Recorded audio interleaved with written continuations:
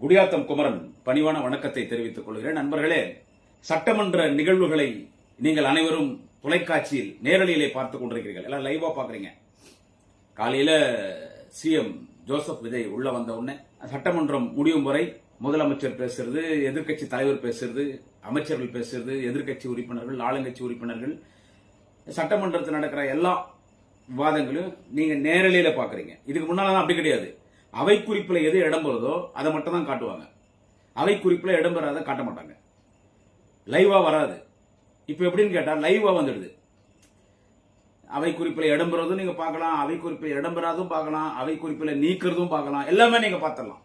ஏன்னா அவர் நம்ம சிஎம் அவர் ஒரு ஸ்டார், சினிமா ஸ்டார். அவர் எல்லாமே சினிமா பாணியில தான், சினிமா பாணியில ஷூட்டிங் மாதிரி எல்லாமே பார்க்கட்டமே மக்கள். ஏன்னா நம்ம அவங்கள விமர்சனம் பண்ணுவோம்.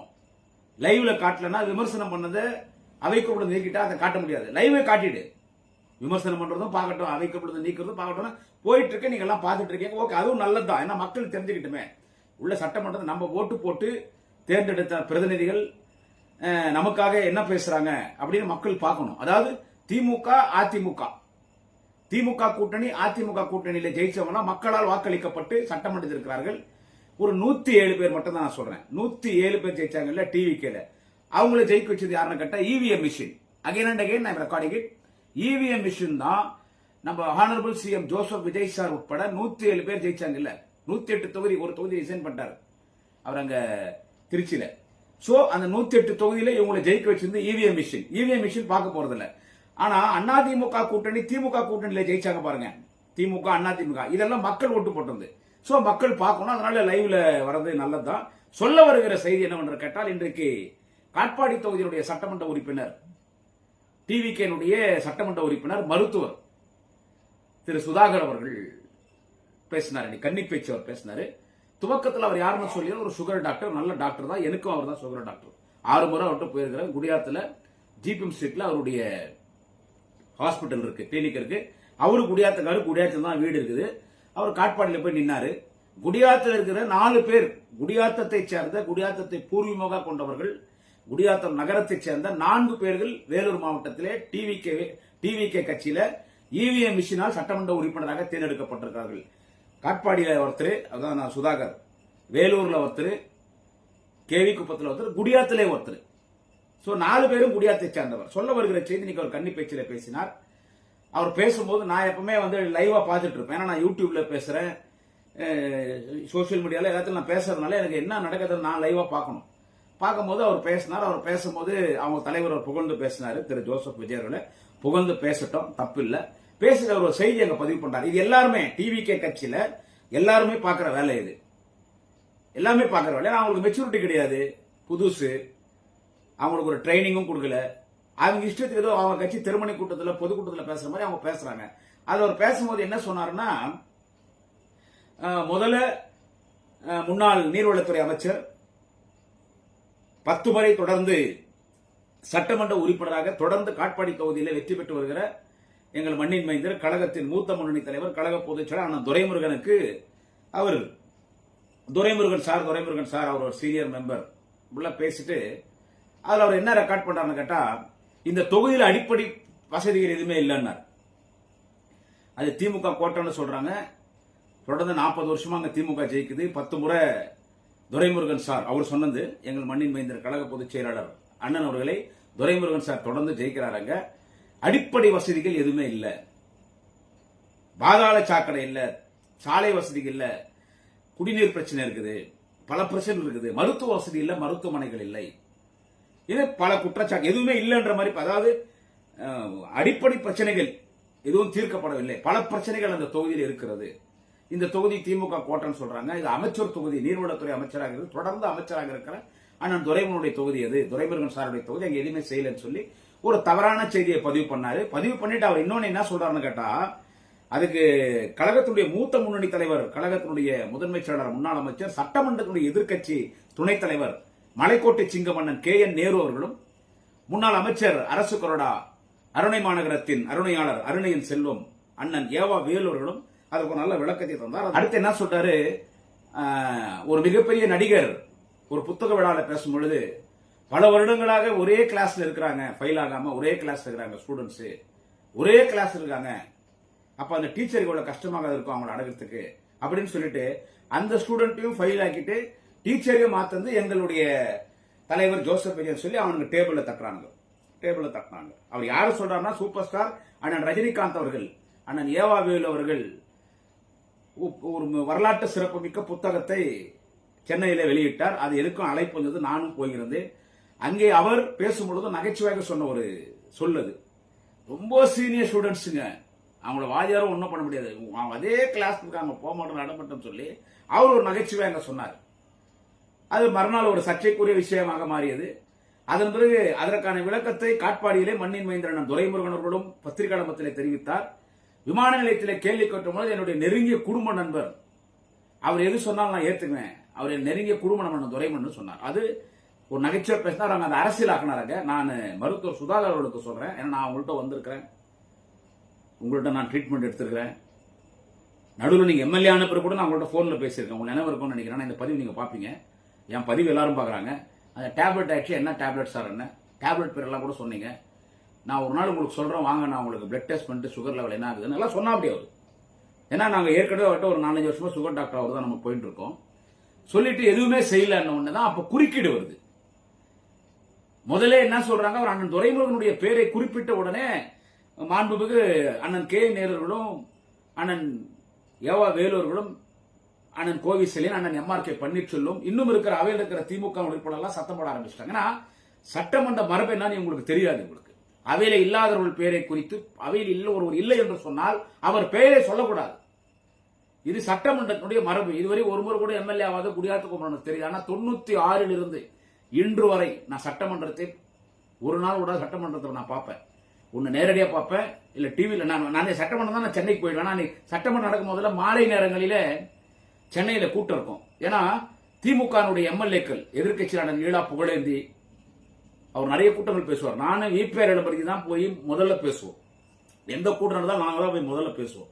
அதனால கிட்டத்தட்ட நானும் 96 இருந்து இன்னைக்கு வரைக்கும் ஒரு எம்எல்ஏவா இருக்கிற மாதிரி எனக்கு ஒரு எக்ஸ்பீரியன்ஸ். எப்படின்னு கேட்டா நான் சட்டமன்றத்தை பாக்குறேன். ஒரு சட்டமன்றத்தை ஒரு தலைவர் இல்லை என்று சொன்னால் அவர் பேர் நம்ம சொல்லக்கூடாது. நீ வேணா பொதுவா கடந்த ஆட்சியில் சொல்லிட்டு போலாம். ஒரு பேரை நீ குறிப்பிட்டு பேசும் பொழுது அவர் அவையே இருக்கும் பொழுது நீ அண்ணன் துரைமுருகன் சார் மரியாதை பேசினாரு, துரைமுருகன் சார் அப்படின்னு சொன்ன உடனே அதுக்கு அண்ணன் கே நேரு எதிர்ப்பு தெரிவிக்கும் போது பேரவைத் தலைவர் திரு ஜேசிடி பிரபாகரன் அவர்கள் இல்ல அவர் பேரை தான் சொல்லியிருக்காரு, என்ன சொல்ல வரா செய்தி நம்ம பார்ப்போமே. அப்ப அவர் சொல்றாரு எந்த அடிப்படை பிரச்சனை இல்ல, எதுவுமே செய்யலன்ற மாதிரி அவர் பேசினாரு. நீங்க எல்லாம் லைவ்ல பாத்திருப்பீங்க. காட்பாடி தொகுதி மக்கள் அதை பார்த்திருந்தா காட்பாடி தொகுதி மக்களுக்கு தெரியும் மண்ணின் மேனன் துரைமுருகனுடைய சாதனை. அது இதுல முந்தி கோட்டை மாதிரி இந்த அம்மா வராங்க, நம்ம பாயம்மா, அந்த சகோதரி மரியாதைக்குரிய ராணிப்பேட்டை தொகுதி சட்டமன்ற உறுப்பினர் பேர் தெரியல. அந்த பாயம்மா நானும் காட்பாடி தொகுதியில் பிறந்தவங்க தான், காட்பாடி தொகுதி திமுக கோட்டைன்னு சொல்றாங்க, காட்பாடி தொகுதியில ஒண்ணுமே செய்யலன்னு அந்த அம்மா வேற சொல்றாங்க. அது மக்களுக்கு தெரியும். அதற்கு அண்ணன் கே நேரு குறுக்கிட்டு இந்த மாதிரி நீங்க பேசுறது தப்பு. 50 ஆண்டுகளாக கிட்டத்தட்ட 52 ஆண்டு 50 ஆண்டுகளுக்கு மேலாக சட்டமன்றத்திலே பணியாற்றுகிற ஒரு இந்தியாவின் மூத்த சட்டமன்ற உறுப்பினர் 10 முறை நின்று வென்றிருக்கிறார். இந்த முறை இவிஎம் மிஷின் அவர் தோற்கடிச்சிருச்சு காட்பாடி தொகுதியில. எங்க வேலூர் மாவட்டத்தில் காட்பாடி தொகுதியில இவிஎம் மிஷின் காட்பாடி தொகுதியில அண்ணன் துரைமுருகனை தோற்கடிச்சிச்சு. 5 தொகுதியும் எல்லாமே நாங்க ஜெயிக்க வேண்டிய தொகுதி, எல்லாமே நாங்க ஜெயிக்க வேண்டிய தொகுதி. அணைக்கட்டு தொகுதியில இளம் புயல் எங்கள் மாவட்ட செயலாளர் ஏபி நந்தகுமார் ஜெயிக்க வேண்டியது. அது இவிஎம் மிஷினுடைய சதி. எல்லாமே நாங்க ஜெயிச்சிருந்தோம் தமிழ்நாடு. இவிஎம் மிஷின் டிவிகே ஆட்சி கொண்டு வந்துருச்சு. சரி, அது ஒரு பக்கம் இருக்கட்டும். அப்போ அண்ணன் கே நேரு பேசும்பொழுது சொன்னார், அதேதான் அண்ணன் ஏவா வேலு பேசும்பொழுது சொன்னார், தொடர்ந்து 10 முறை ஒரு சட்டமன்ற உறுப்பினராக ஜெயிக்கிறார். அநேகமா இந்தியாவிலே மூத்த உறுப்பினராக இருப்பார். பாரத பிரதமர் நரேந்திர மோடி அவர்களே டெல்லியிலே மண்ணின் மைந்தர் கழக பொதுச் செயலாளர் அண்ணன் துரைமுருகனிடத்தில் நீங்கள் எத்தனை வருடங்களாக சட்டமன்ற உறுப்பினர் கேட்டதுக்கு 10 டைம்ஸ் சொன்னார். நான் 10 முறை எம்எல்ஏ போது அவரே அதிர்ந்து போயிட்டாரு. இதற்கு முன்பு இருந்த RN ரவி அவரு கேட்கும் போது அண்ணன் துரைமுருகனத்தை நான் 10 முறை எம்எல்ஏ சட்டமன்றத்தை ரெக்கார்ட் பண்றார். நான் தலைவர் கலைஞருடைய அமைச்சரவையில் அமைச்சராக இருந்திருக்கிறேன், தளபதி ஸ்டாலின் அமைச்சரவையில் இருக்கிறேன், ஏன் உதயநிதி ஸ்டாலின் அமைச்சரவையும் வருவேன், இன்னும் நான் வருவேன், 100 ஆண்டுகள் கடந்து வாழ்வேன் என்று சொன்னார். அந்த அளவுக்கு ஒரு வரலாற்றுக்கு சொந்தக்காரர். அவர் ஒரு மூத்த உறுப்பினர், ஒரே இயக்கத்தில் இருக்கிறார். நான் சுதாகர் அவர்களுக்கு சொல்லுகிறேன். ஏன்னா ஜோசப் விஜய்க்கு தெரியும், மாண்புமிகு முதலமைச்சர் ஜோசப் விஜய் அவர்களுக்கு மண்ணின் மைந்தர் அண்ணன் துரைமுருகன் குடும்பத்தை பற்றி நன்றாக தெரியும். அவருடைய மகன் வேலூர் நாடாளுமன்ற உறுப்பினர், மாவட்ட கழக பொறுப்பாளர் அண்ணன் டி எம் கதிரானந்த் எம்பி குறித்தும் ஜோசப் விஜய்க்கு தெரியும். அது எப்படி நான் இங்க சொல்ல விரும்பல, விஷயம் தெரிஞ்சு நல்லா அவங்க ஃபேமிலியே, ஆமா அவங்க ஃபேமிலியே நல்லா தெரியும். என்னைக்கு ஜோசப் விஜய் போய் லயோலா காலேஜில் சேர்ந்தாரோ அன்னையில இருந்து இந்த ஃபேமிலி பத்தி தெரியும். இந்த எவ்வளவு பெரிய ஹிஸ்டாரிக்கல் திராவிடியன் ஃபேமிலின்னு சொல்லி அவங்களுக்கு தெரியும். சோ அவ்வளவு ஒரு மூத்த உறுப்பினர். அவரோடு நான் சுதாகருக்கு சொல்கிறேன், மருத்துவர் சுதாகர், டாக்டர் சுதாகர் சார், உங்களுக்கு சொல்றேன்,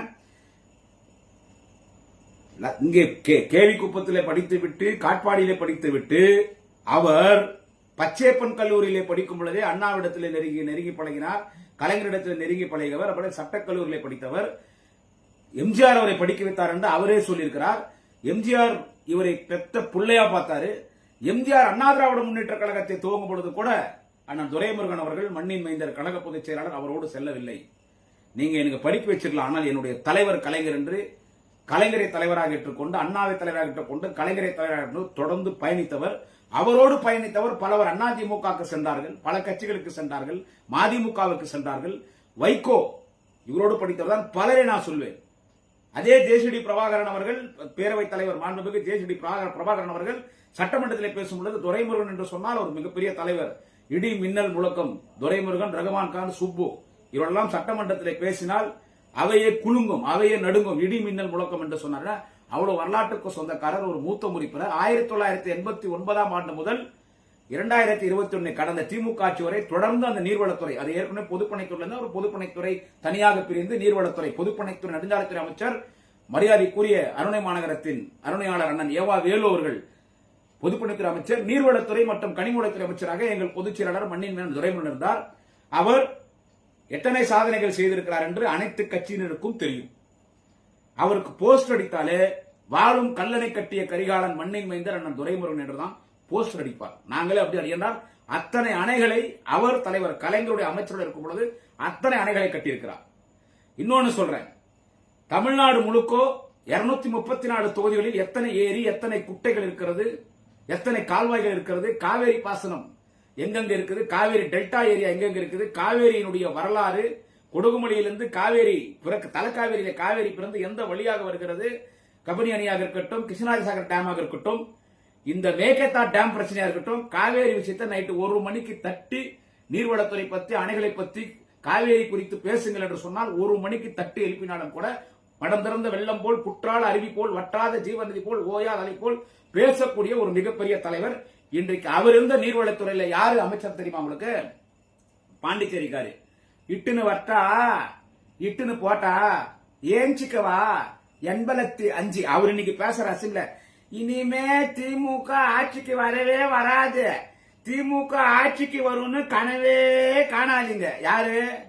புஷ் ஆனந்த அம்டி டம்டி சேட்டானை வாழ்ந்து சொன்ன அம்டி டம்டி மாதிரி இருப்பார். அரசியல் அறிவே கிடையாது. அவ்வளவு பெரிய தலைவர் அண்ணன் துரைமுருகன் இடத்துல இன்னைக்கு நீர்வளத்துறை அமைச்சர் யாருன்னு கேட்டா புஷ் ஆனந்த பிராந்தி சாப்கார், பாண்டிச்சேரியில் பிராந்தி சாப்பிட்டார். அது ஒரு விஷயம் இருக்கட்டும். அவ்வளவு ஆற்றல் மிக்க அவர் தொகுதி எப்படி இருக்கும்? அந்த தொகுதி இல்லாததே கிடையாது.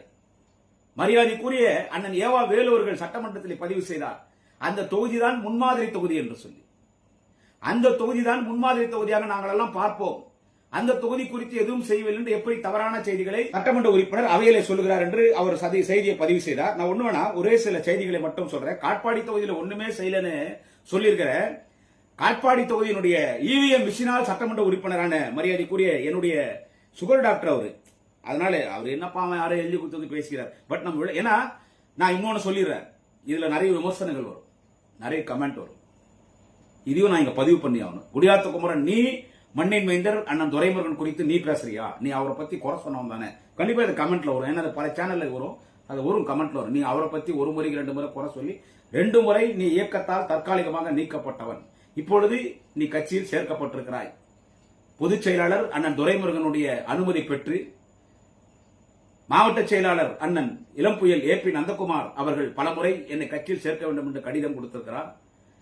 தலைவர் தளபதி, என்னாலும் மக்களின் முதலமைச்சர் அன்பு தலைவர் தளபதி அவர்கள் அண்ணன் துரைமுருகனை பார், அவர் சொன்னால்தான் இயக்கத்தில் இணைக்க முடியும். இந்த இயக்கத்தின் மிகப்பெரிய தலைவர் கலைஞரோட 50 ஆண்டுகள் மேலாக பயணித்தவர் சொல்லும் பொழுது ஒரு முறை மன்னித்தார், 2வது முறை தவறு செய்தேன், 2வது முறையும் என் தாயோடு சென்று அவரிடத்தில் மன்னித்துடன் என்று சொல்லும் பொழுது தாய் உள்ளத்தோடு மன்னித்து 2வது முறை இயக்கத்தின் மீது கொண்டு இனி கழகப்பணி ஆற்று என்று சொன்னால், நான் 2 முறை தவறு செய்ததே மண்ணின் மைந்தன் துரைமுருகன் என்னை மன்னித்தார் என்று சொன்னால் எந்த அளவுக்கு ஒரு மனிதாபிமானியாக இருப்பார். அந்த செய்தியை நான் பதிவு செய்கிறேன். ஏன்னா இந்த வீடியோ வைரல் ஆகும். அப்ப நான் பழைய வீடியோலாம் இதுல போடுவீங்க. மனுஷன் தவறுது சகஜம். ஆனா நான் திமுக தொண்டை, எவ்வளவு தவறு பண்ணாலும் மன்னிக்கிற மனப்பான்மை மண்ணின் மைந்தன் துரைமுருகனுக்கு உண்டு. ஏனென்றால் அவர் கலைஞரின் இதயத்தை எவ்வளவாக பெற்றிருக்கிறார். அவர் காட்பாடியின் கலைஞராக வாழ்ந்து கொண்டிருக்கிறார். அந்த செய்தியை பதிவு செய்துவிட்டு மருத்துவர் ஐயா சுதாகர் அவர்களே, காட்பாடி தொகுதியில் அவர் இன்னும் செய்யல, முக்கியமான மட்டும் சொல்றேன். காட்பாடி தொகுதியில் உள்ள முக்கியமான மேம்பாலங்கள், அண்ணன் மண்ணின் மைந்தர், கழக பொதுச் செயலாளர், கட்சியின் மூத்த முன்னணி தலைவர், திராவிட இயக்கத்தின் தலைவர் அண்ணன் துரைமுருகனுடைய சாதனைகளை சொல்கிறேன். அதாவது என்னன்னு கேட்டா, காட்பாடி ரயில்வே மேம்பாலம் 2 பாலங்கள் கட்டியது யார் என்று கேட்டால் எங்கள் அண்ணன் துரைமுருகன். அதேபோல் விருதம்பட்டு பாலாற்று மேம்பாலம் 2 பாலங்கள் கட்டியது எங்கள் மண்ணின் மைந்தர் அண்ணன் துரைமுருகன். பொன்னை ஆற்றுப்பாலம் கட்டியது எங்களுடைய மண்ணின் மைந்தர். திருவள்ளம் மேம்பாலம் கட்டியது எங்களின் மண்ணின் மைந்தர். கார்னாம்பட்டு மேம்பாலம் கட்டியது எங்களின் மண்ணின் மைந்தர். அம்முண்டி மேம்பாலம் கட்டியது எங்களின் மண்ணின் மைந்தர். பிரம்மபுரம் முதல் அலமேலு ரங்காபுரம் வரை மேம்பாலம் கட்டியது எங்கள் மண்ணின் மைந்தர். பொன்னை மேம்பாலம் கட்டியது எங்கள் மண்ணின் மைந்தர். கரசமங்கலம் ரயில்வே மேம்பாலம் கட்டியது எங்கள் மண்ணின் மைந்தர். கல்வியிலே ஒரு மிகப்பெரிய புரட்சி செய்திருக்கிறார். ஏனால் கஷ்டப்பட்டு படித்தவர்.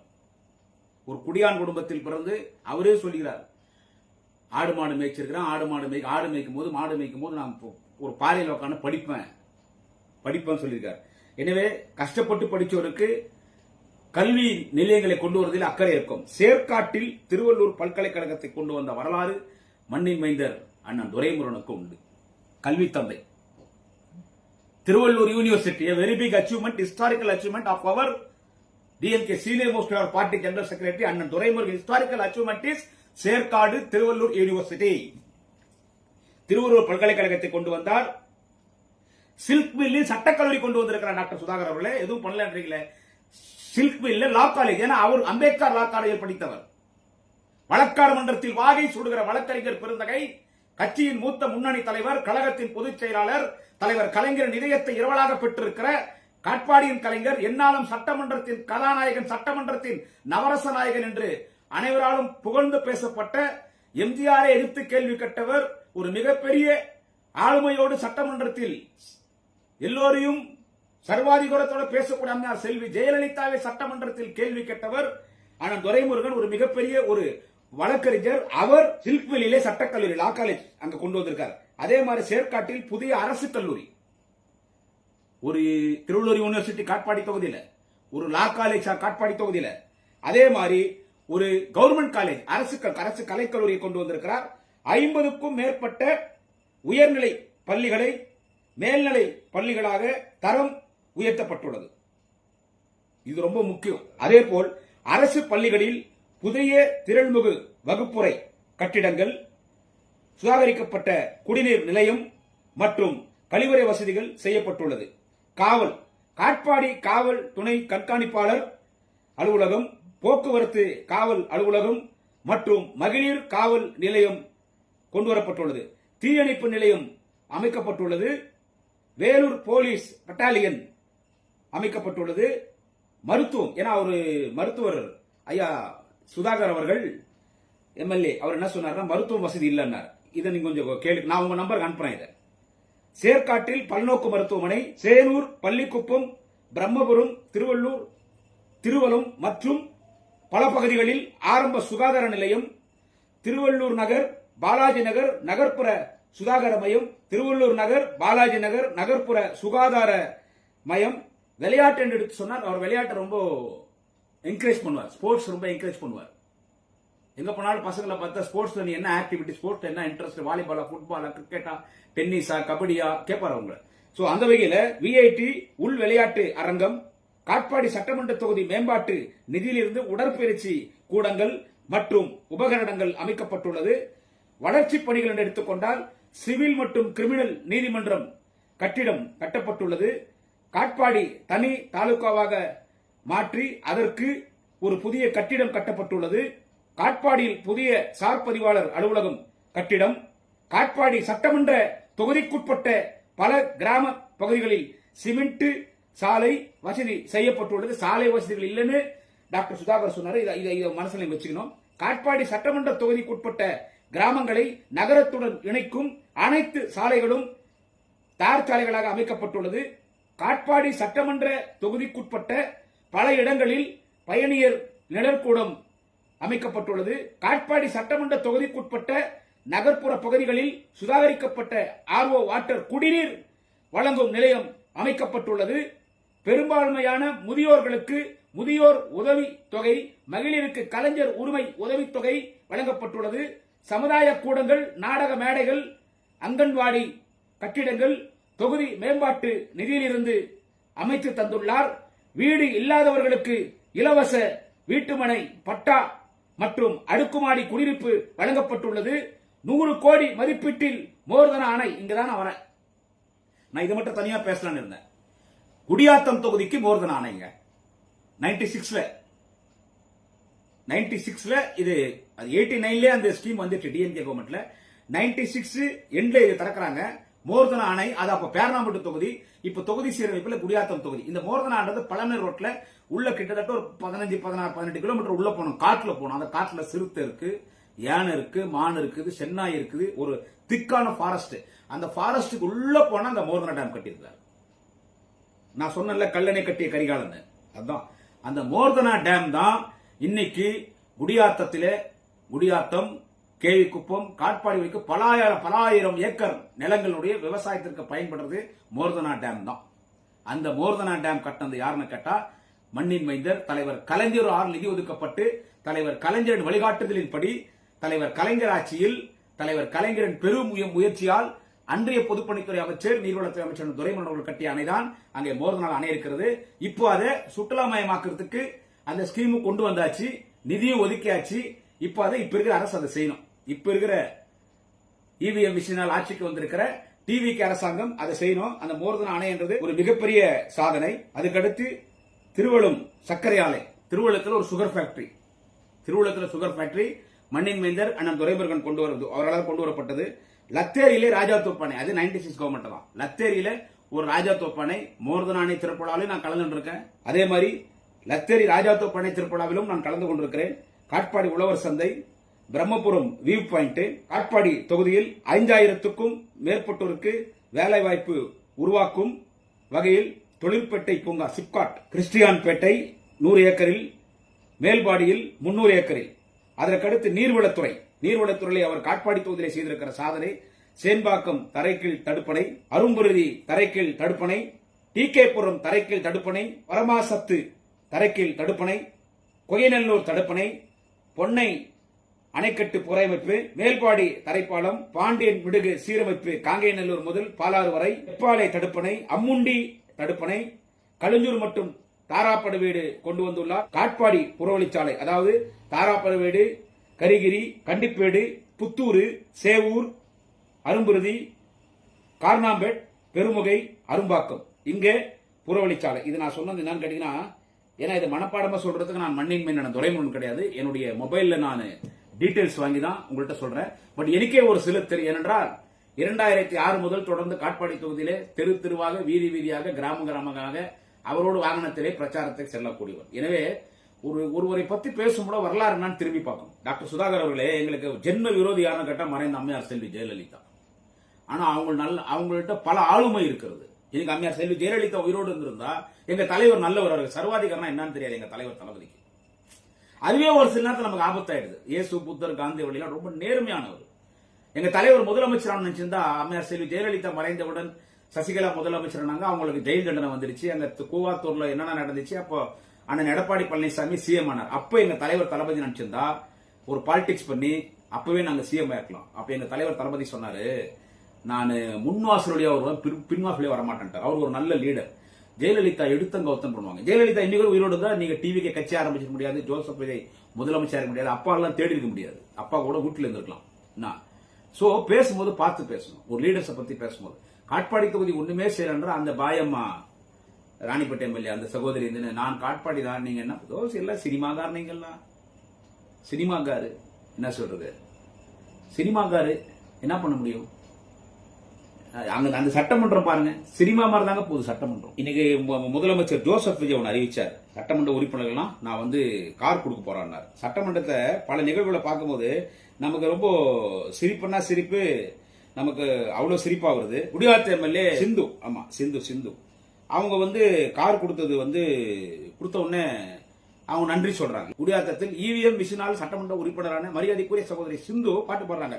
கொடுத்ததெல்லாம் கொடுத்தார், கொடுத்ததெல்லாம் கொடுத்தார், அவர் யாருக்காக கொடுத்தார், ஒருத்தருக்காக கொடுத்தார், அவர் ஊருக்காக கொடுத்தார். இன்னொரு நீங்க சேர்த்து பாடிடணும் சகோதரி சிந்து அவர்களே. அவர் ஊருக்காக கொடுத்தார். யார் பணத்தில் கொடுத்தார், யார் பணத்தில் கொடுத்தார், ஊர் பணத்தில் கொடுத்தார், மக்கள் வரி பணத்தில் கொடுத்தார். அவர் பணத்தில் கொடுத்தாரா விஜய், அவர் பணத்தில் கொடுத்தாரா, மக்கள் பணத்தில் கொடுத்தார் காரு, மக்கள் பணத்தில் கொடுத்தார், மக்கள் வரி பணத்தில் கொடுத்தார், ஊருக்கெல்லாம் கொடுத்தார், ஊரான் பணத்திலே கொடுத்தார்னு கொஞ்சம் பாட்டு மாத்தி பாடிக்கீங்க. அந்த சகோதரி நான் தப்பா சொல்ல, அவங்க பாட்டு கச்சேரியில பாட்டு பாடுறவங்க, அப்புறம் டான்ஸ் டீச்சர் அவங்க. ஏன்னா ஒரு பெண்ணை தப்பா பேசக்கூடாது. நல்லா பாடுறீங்கம்மா, நல்லா பாடுறீங்க, தொகுதியில பேசுங்க, பாடக்கூடாது. அட பொய்யா பேசினா கூட பேசுங்க. பாட்டு பார்த்த சட்டமன்றத்துக்கு போய்க்கிறீங்க, அது சரி. ஒரு நடிகர் தலைவராகிற கட்சி, நீங்களும் ஒரு நடிகருக்கு பாட்டு பாடி அவர் உற்சாகப்படுத்துறீங்க. இந்த சட்டமன்ற கூத்தெல்லாம் பார்த்துக்கின்னு இங்க உள்ள இவங்க எல்லாம் உட்காந்துக்கிறாங்க. உண்மையிலே அன்பு தலைவர் முத்துவேல் கருணாநிதி ஸ்டாலின், தமிழகத்தின் தேச தலைவர், என்னாலும் மக்களின் முதல்வர் தலைவர் தளபதி அவர்கள் வெற்றி பெறலை என்ற வருத்தம் எனக்கு இருந்தது. இந்த சட்டமன்ற கூத்தெல்லாம் பார்க்கும்போது இவங்கெல்லாம் ஜெயிக்காதே மேல். இவ்வளவு வரலாறு சொல்லிட்டேன். மண்ணின் மைந்தர் அண்ணன் துரைமுருகன் எங்கள் அரசியல் ஆசான். அண்ணன் துரைமுருகன் குறித்து அவருடைய அரசியல் வரலாறு, அவர் தொகுதிக்கு என்னென்ன செஞ்சிருக்காரு நான் எல்லாமே சொல்லிருக்கிறேன். டாக்டர் சுதாகருக்கு சொல்றேன், பேசுறத பார்த்து பேசுங்க சார். தொகுதிக்கு நன்றி சொல்லிட்டீங்களா சார்? காட்பாடி இவிஎம் மிஷினால் சட்டமன்ற உறுப்பினரான மரியாதைக்குரிய என்னுடைய sugar doctor sir Sudhakar sir, நீங்க நன்றி சொல்லாதீங்க தொகுதி மக்களுக்கு. நான் என் வேலூர் மாவட்டத்தில் இருக்கிற எம்எல்ஏ சொல்றேன், நன்றி சொல்லாதீங்க. டிவி கேட்கிறவங்க, அணைக்கட்டு எம்எல்ஏ, ஏடிஎம்கே யாருமே நன்றி சொல்லாதீங்க. ஆச்சா, நீங்க எல்லாம் என்ன பண்ணுங்கன்னா உங்க தாலுகா ஆபீஸ்ல அந்த இவிஎம் மிஷின் வச்சிருப்பாங்க. உங்க தாலுகா ஆபீஸ்ல இவிஎம் மிஷின் வச்சிருப்பாங்க இல்ல, அந்த இவிஎம் மிஷின் கிட்ட போங்க. இவிஎம் மிஷினுக்கு கற்பூரம், திருநூறு, எலுமிச்சம்பழம் சுத்தி போட்டு தீபாரத்தம் காட்டிட்டு கீழே வந்து இவிஎம் மிஷின் நன்றி சொல்லிடுங்க. ஏன்னா இவிஎம் மிஷின் தான் உங்களை எல்லாரும் எம்எல்ஏ ஆக்கிச்சு. எனவே என்னாலும் காட்பாடி தொகுதியில் சட்டமன்ற உறுப்பினர் என்றால் அண்ணன் துரைமுருகன் தான். காட்பாடி என்றால் அண்ணன் துரைமுருகன், அண்ணன் துரைமுருகன் என்றால் காட்பாடி. அவர் காட்பாடியின் கட்டபொம்மன், அவர் காட்பாடியின் கலைஞராக, அவர் என்றைக்கும் காட்பாடி மக்களோடு வாழக்கூடியவர். எனவே அந்த தொகுதிக்கு ஒண்ணு செய்யலன்னு சொல்றது தற்கூரித்தனமா இருக்குது. இன்னும் தற்கூரியா இருக்காதீங்க, திருந்துக. என்னாலும் காட்பாடியின் மக்களின் நாயகனாக இருக்கிற அண்ணன் துரைமுருகனை காட்பாடி மறக்காது. காட்பாடியை அவர் மறக்க மாட்டார். இது அவருக்கு இருக்கிற வரலாறு என்கின்ற செய்தியை பதிவு செய்து பேசும் பொழுது பார்த்து பேசுங்கள். நன்றி, வணக்கம். நாளை இன்னொரு பதிவை சந்திக்கிறேன். குடியாத்தம் குமரன்.